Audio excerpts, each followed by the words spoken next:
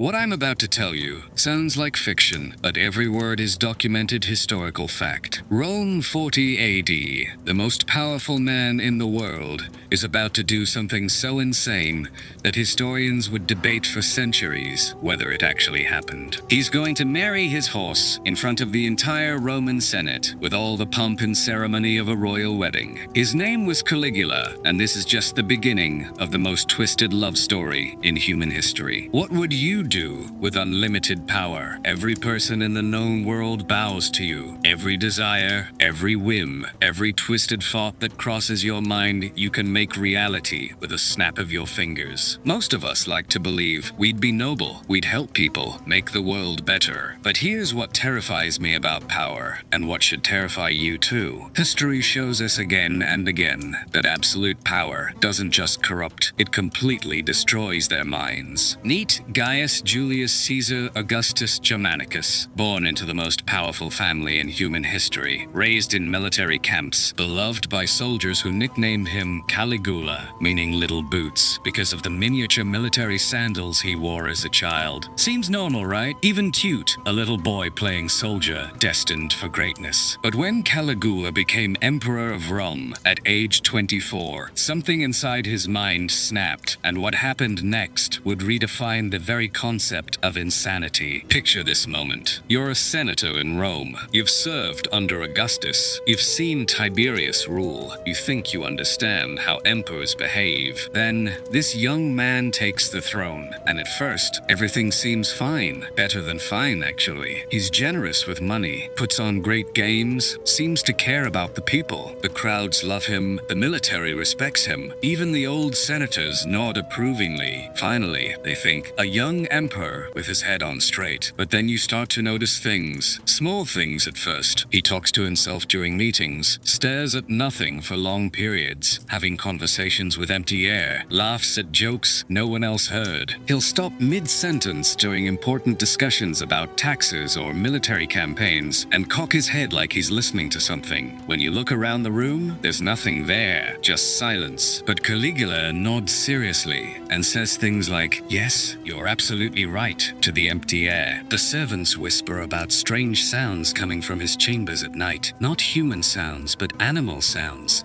Neighing and whinnying and soft nickering that goes on for hours. They talk about seeing the emperor in deep conversation with something in his private quarters, pacing back and forth, gesturing wildly, his voice rising and falling in what sounds like an argument. But when they peek through the doorway, there's only the emperor and his horse. And then you realize he's not alone in there. There's a horse, a beautiful bay stallion named Incitatus. And the emperor isn't just keeping a horse in his bedroom for convenience. He's talking to it like it's a person, like it's his closest advisor, like it's the most important relationship in his life. More important than his wife, more important than his sisters, more important than the entire Roman Empire. Now imagine being a Roman citizen hearing these rumors. At first you dismiss them, right? Rich people have always been eccentric. Maybe he just really loves horses. Maybe it's just gossip spread by political enemies. Romans had seen plenty of strange emperors before. Tiberius spent his last years on an island indulging in unspeakable acts with young boys.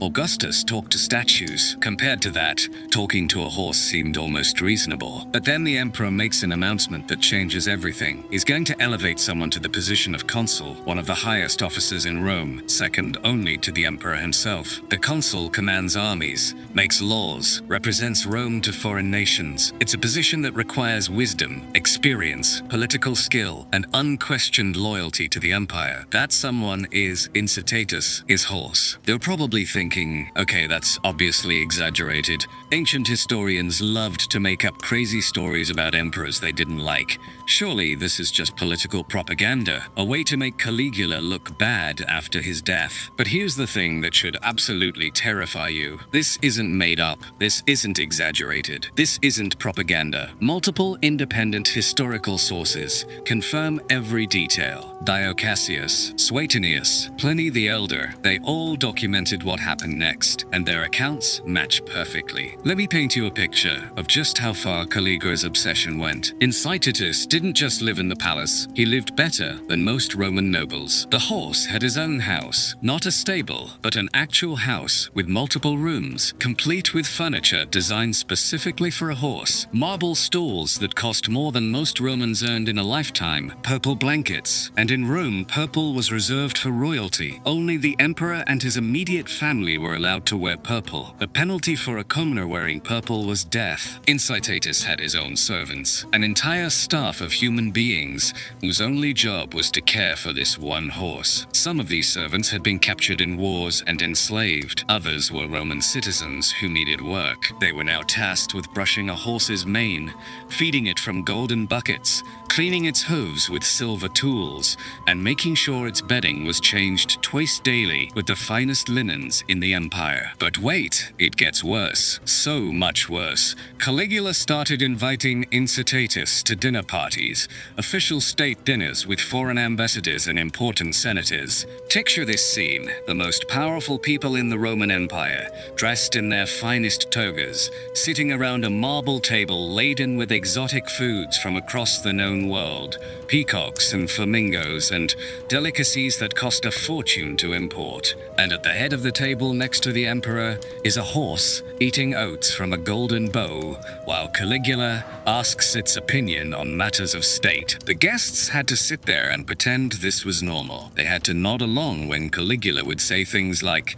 "Incitatus thinks we should raise taxes in Gaul," or "My dear horse believes the German tribes need to be taught a lesson," or "My beloved consul suggests we build more temples to Jupiter." These weren't jokes. These weren't metaphors. Caligula was deadly serious about every word, and everyone in that room knew that disagreeing with the horse was the same as disagreeing with the emperor, which was treason, punishable by death. And then came the announcement that broke the collective mind of the Roman government. Caligula declared that Incitatus would be made consul, and not just an honorary position, but actual consul with real power and real responsibilities. For those who don't know Roman history, let me put this in perspective. The consul was essentially the vice president of Rome, the second most powerful position in the empire. This was a position that had been held by Julius Caesar, by Cicero, by Marcus Cato, by the greatest minds and leaders in Roman history. Men who had conquered nations,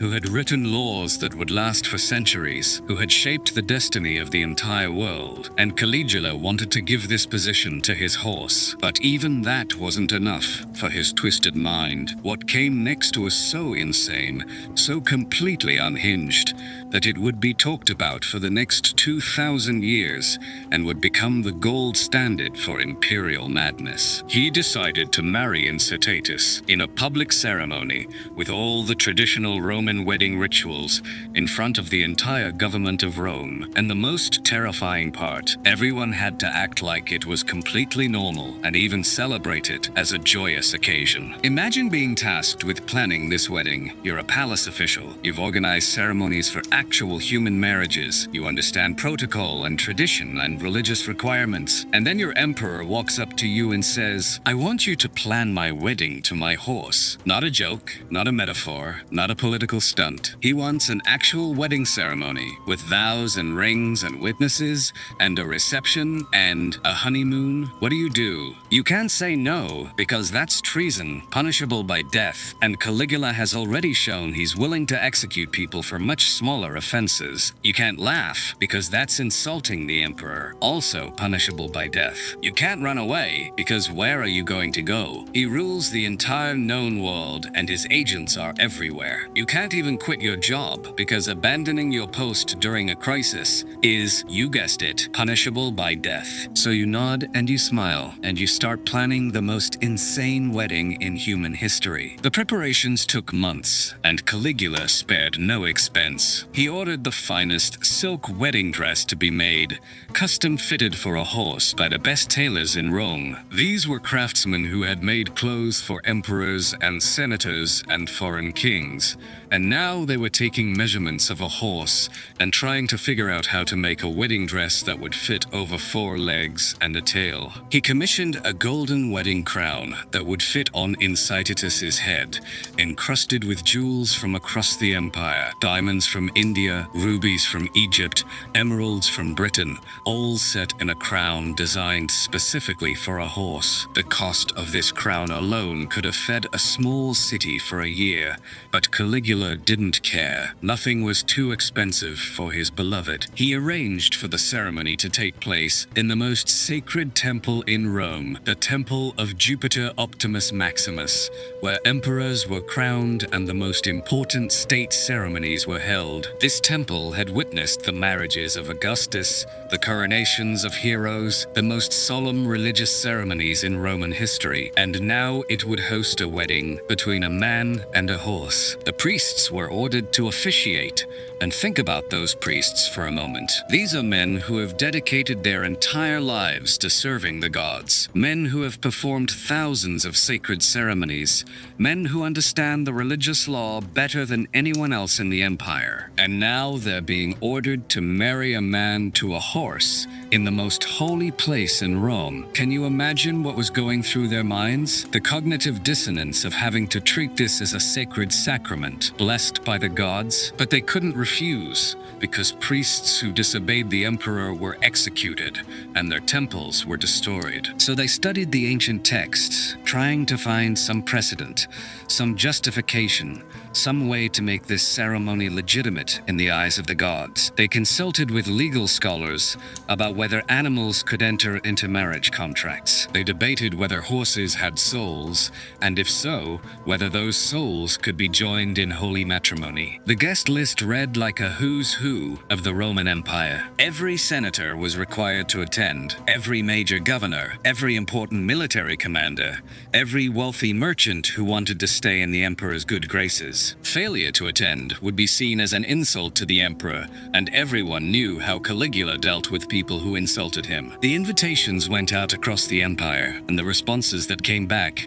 tell us everything we need to know about how terrified everyone was. Nobody declined, not one person. Grown men who had conquered nations, who had led armies into battle against overwhelming odds, who had never shown fear in the face of death, were too scared to refuse an invitation to watch their emperor marry a horse. They sent back responses, filled with flowery language about how honored they were to be invited, how excited they were to witness this historic occasion, how much they looked forward to celebrating the happy couple. Meanwhile, the city of Rome was being transformed for the wedding. Streets were decorated with flowers brought in from across the empire at enormous expense. Banners were hung from every building, depicting the emperor and his horse, surrounded by hearts and wedding symbols. Statues were erected, showing Caligula and Incitatus in loving poses. The entire city became a shrine to this impossible romance. Citizens were ordered to line the streets for the wedding procession and cheer for the happy couple. The city was always cloudy and curtained with lassie brows. Government officials went door to door, making sure everyone understood that attendance was mandatory, and that anyone who failed to show proper enthusiasm would be reported to the authorities. People practiced their cheers, rehearsed their applause, prepared their faces to show joy at this abomination. The day of the wedding arrived, and Rome had never seen anything like it. The procession began at dawn, with trumpeters announcing the approach of the bride and groom. First came the wedding gifts, wagons loaded with treasures from every corner of the empire. Gold from Spain, silk from China, spices from Arabia, all presented as offerings to celebrate the union of man and horse. Then came the religious procession, priests carrying sacred objects and chanting hymns that had been hastily modified to include references to the equine bride. They sang about love transcending all boundaries, about the gods blessing unusual unions, about how true love comes in many forms. These were sacred songs that had been sung for centuries at human weddings, now twisted into something unrecognizable. Finally came the bride and groom themselves. Caligula dressed in his finest imperial robes, gold and purple silk that cost more than most people earned in their entire lives, a crown on his head that caught the sunlight and blazed like fire, and beside him, Incitatus, in a custom-made wedding dress that was simultaneously beautiful and horrifying. White silk embroidered with of gold thread, a veil that covered the horse's head, flowers braided into its mane. The crowd cheered because they had to cheer, but contemporary accounts tell us that many Romans were genuinely celebrating. They had been so conditioned to accept Caligula's madness that they convinced themselves this was normal. This was just how emperors behaved. This was actually romantic in its own twisted way. The power of propaganda and fear had turned an entire civilization into accomplices to madness. The ceremony itself was a masterpiece of psychological horror. The Temple of Jupiter had been decorated with flowers and silk, transformed from a solemn religious space into something that looked like a fairy tale wedding venue. Altars that had been used for human sacrifices were now covered with roses. Sacred statues of gods were draped with wedding garlands. The most holy place in Rome had been turned into a stage set for an impossible romance. Caligula and Incitus processed down the aisle together, while a choir sang wedding hymns. The emperor walked with obvious pride and joy, smiling and waving at the assembled guests as if this were the happiest day of his life. The horse, trained by the finest animal handlers in the empire, walked calmly beside him, its hooves clicking on the marble floor in a rhythm that almost sounded musical. The vows were traditional Roman marriage vows, with only minor modifications to account for the fact that one party was a horse. Caligula spoke his vows with tears of joy running down his face, promising to love and honor and cherish his equine bride for all eternity. When it came time for Incitus to respond, there was a moment of perfect silence that stretched on forever. The horse, of course, said nothing, but Caligula nodded as if he had heard the most beautiful words ever spoken, and announced to the assembly that his beloved had accepted. When the priest asked if anyone objected to this union, the silence in that temple was deafening. Hundreds of the most powerful people in the world sat in absolute quiet, afraid to breathe too loudly, lest it be interpreted as dissent.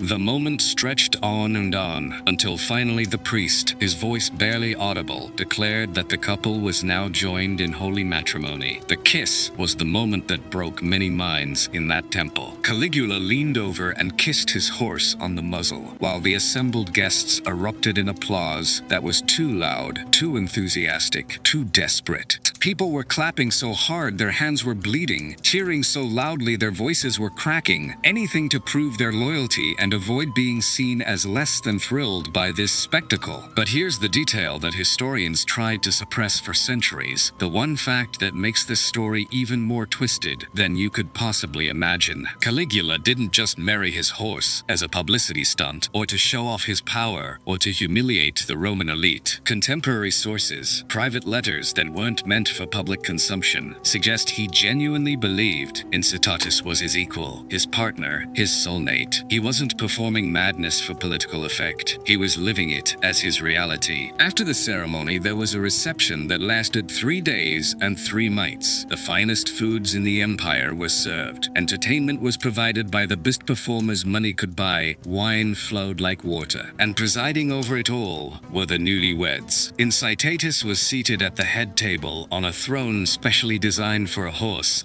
fed delicacies by hand from golden plates, toasted by the most powerful people in the world. Senators gave speeches congratulating the happy couple, their words carefully chosen to sound celebratory while revealing nothing about their true feelings. Military commanders offered their best wishes for a long and prosperous marriage, promising to defend the new empress with their lives. Governors from distant provinces sent elaborate gifts and flowery messages of support. The entire empire was forced to participate in celebrating this union. The marriage was consummated, and, yes, you heard that right, multiple sources confirm that Caligula treated Incitatus as his spouse in every sense of the word. The horse was moved into the imperial bedchamber, shared the emperor's bed, was referred to by palace staff as the empress. When foreign dignitaries visited Rome, they were required to pay their respects to both the emperor and his equine wife. Palace servants later wrote about the sounds that came from the imperial bedchamber,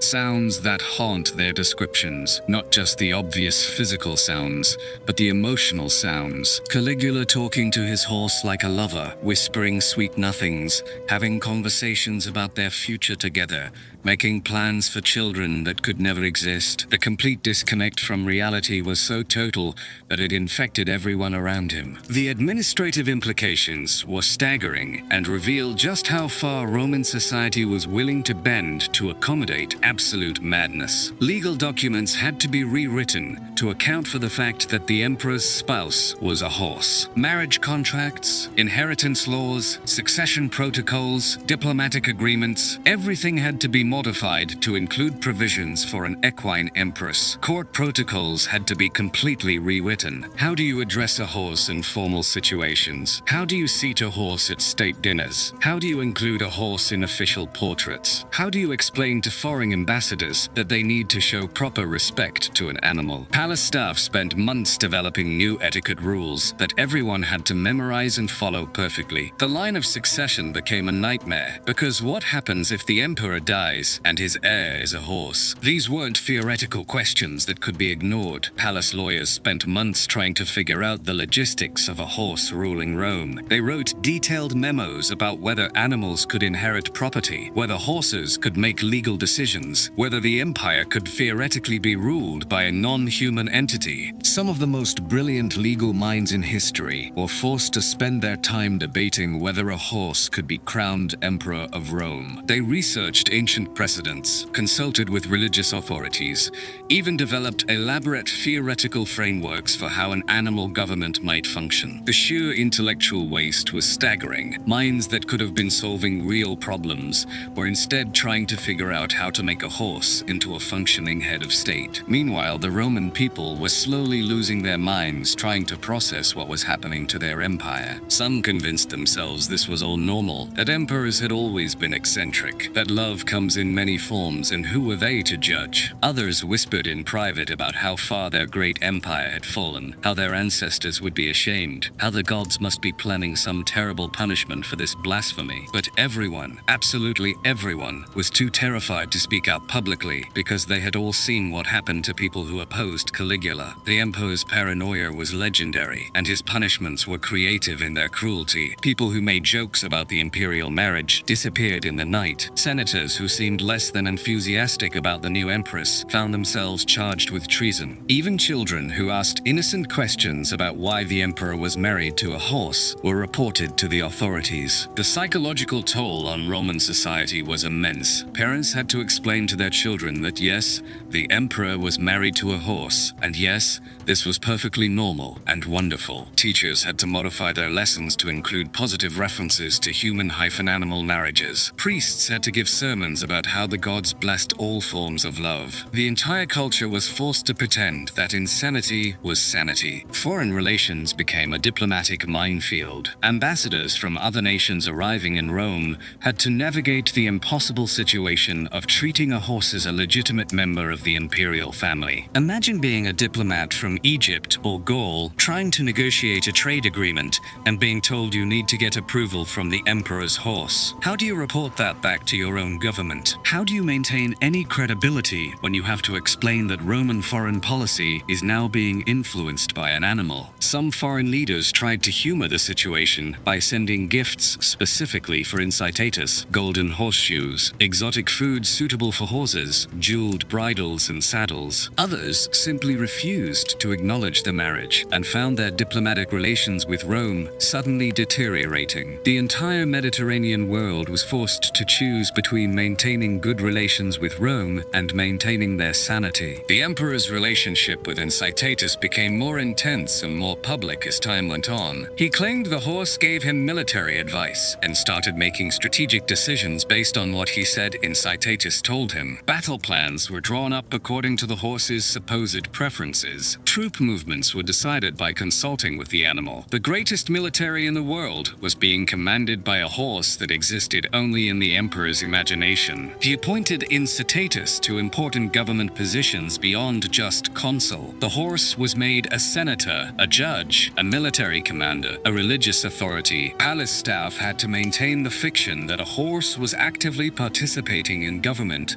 by creating elaborate charades where human officials would pretend to consult with Incitatus and then announce the horse's decisions. Meetings of the Roman Senate became surreal theatrical performances, Senators would gather to debate important issues, while a horse sat among them on a specially designed chair. When it came time to vote, someone would announce how Incitatus had decided to cast his ballot. Bills were passed or defeated based on the imaginary preferences of an animal, and everyone had to treat this as legitimate governance. The most chilling aspect was how normal this began to seem to people who lived with it every day. Palace servants, who initially found the situation shocking, gradually adapted to treating a horse as a member of the imperial family. They learned to speak to Incitatus respectfully, to bow when entering its presence, to discuss its moods and preferences as if it were a person. New Romans joining the government were shocked at first, but quickly learned to go along with the fiction or face severe consequences. Veterans would take newcomers aside and explain the rules. Always show proper respect to the empress. Never question her decisions. Always speak positively about the imperial marriage. What started as forced compliance gradually became a kind of mass delusion as people convinced themselves this was acceptable. The economic impact was staggering. Maintaining Incitatus in imperial luxury cost enormous sums of money that could have been spent on roads, aqueducts, military equipment, or public works. Instead, the imperial treasury was being drained to provide gourmet food for a horse, to build elaborate stables that rivaled palaces, to commission portraits and statues of the imperial couple. Artists and craftsmen were employed full-time,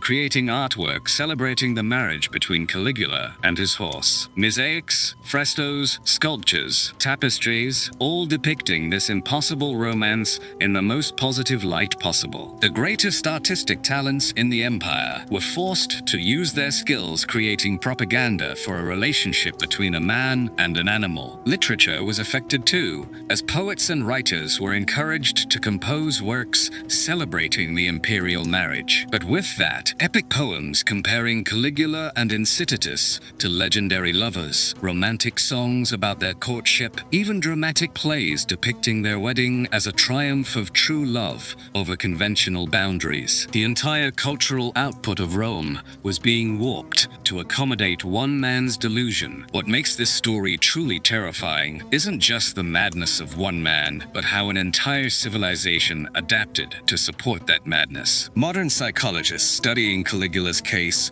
believe his obsession with Incitatus was a manifestation of several mental disorders exacerbated by the absolute power of imperial rule. When you can do literally anything without consequences, the normal boundaries of reality start to disappear. The isolation of absolute power played a huge role in Caligula's descent into madness. As emperor, he was surrounded by people who told him only what he wanted to hear. No one could contradict him, no one could challenge his ideas, no one could provide the reality check that normal people need to maintain their sanity. In this environment, any delusion could grow unchecked until it became the person's entire reality. The marriage to Incitatus represented the ultimate expression of this isolation. Caligula had reached a point where he could only form meaningful relationships with entities that couldn't judge him, couldn't betray him, couldn't challenge his authority. A horse was the perfect companion for someone who had lost the ability to connect with other human beings as equals. But the really chilling part is how everyone around him enabled this delusion.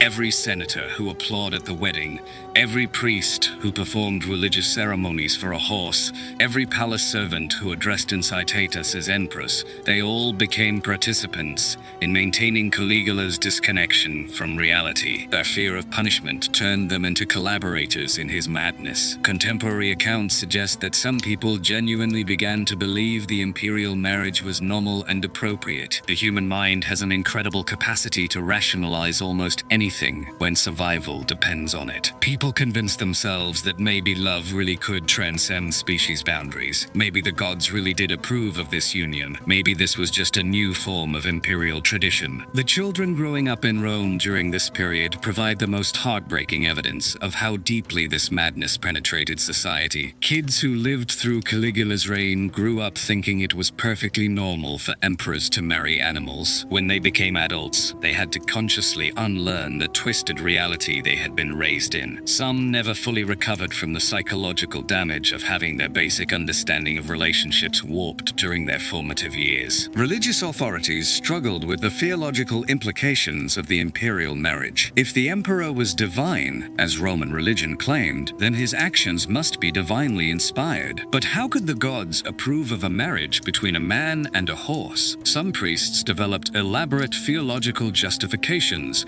involving animal spirits and divine love transcending physical form. Others simply went insane, trying to reconcile their religious beliefs with what they were witnessing. The legal scholars faced similar challenges as they tried to develop jurisprudence around human-animal marriage. If the emperor's marriage was legitimate, then it created precedent that could theoretically be applied to other cases. What if other Romans wanted to marry their animals? What if inheritance disputes arose involving animal spouses? The entire legal framework of Roman society was being stress-tested by one man's delusion. As Caligula's obsession with Incitatus grew more intense, his behavior became increasingly erratic in other areas of his rule. He declared himself a god and demanded that statues of himself be placed in temples throughout the empire. He appointed his other horses to government positions, creating an entire equine bureaucracy. He held conversations with the moon and claimed to have sexual relationships with various goddesses. The marriage to Incitatus had broken whatever psychological barriers remained in Caligula's mind. If he could marry a horse and have the entire Roman government treat it as legitimate, then literally anything was possible. He began making increasingly outrageous demands, testing the limits of how far his subjects would go to humor his madness. He ordered the construction of a permanent bridge between his palace and the most important temples in Rome, so that he could visit the gods as an equal. He demanded that all Romans worship him as Jupiter and threatened to execute anyone who failed to show proper devotion. He declared war on the sea god Neptune and ordered his soldiers to march to the beach and stab the waves with their swords. But even as his madness reached new heights, the imperial marriage remained the centerpiece of his delusional world. He would consult with Incitatus before making any major decision, claiming that his horsewife had divine wisdom that surpassed human understanding. Palace staff were required to treat every May and Winnie as profound communication worthy of careful interpretation. The horse itself became increasingly pampered as Caligula lavished more attention and resources on his beloved. Incitatus was fed exotic delicacies from golden bowls, slept on silk sheets, wore jewelry worth more than most Roman villas. The animal's every need was attended to by dozens of servants who had to pretend they were caring for a human empress rather than just grooming a horse. Foreign dignitaries continued to arrive in Rome and struggle with the impossible diplomatic situation. Some tried to humor the emperor by bringing gifts for his equine waif or making respectful inquiries about her health and happiness. Others simply ignored the horse entirely and found themselves quickly out of favor with Caligula, sometimes with fatal consequences. The Roman people were growing increasingly restless as they watched their empire's resources being wasted on imperial madness, while real problems went unsolved. Taxes were raised to pay for the horse's luxuries, while infrastructure crumbled and the military went underfunded. The disconnect between the imperial palace's fancy world and the real needs of the empire was becoming impossible to ignore. Military commanders were particularly frustrated